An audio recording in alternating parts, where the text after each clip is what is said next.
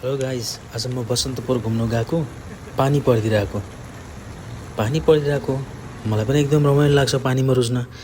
म पनि के काम पानीमा रुज्दै रुज्दै रुज्दै पुरै बसन्तपुर घुमेँ। आनन्द आयो। धेरै वर्ष भयो त्यो पानीमा नरुजेको। बसन्तपुर घुम्दा छुट्टै मजा छ। मेरो one of my favourite place.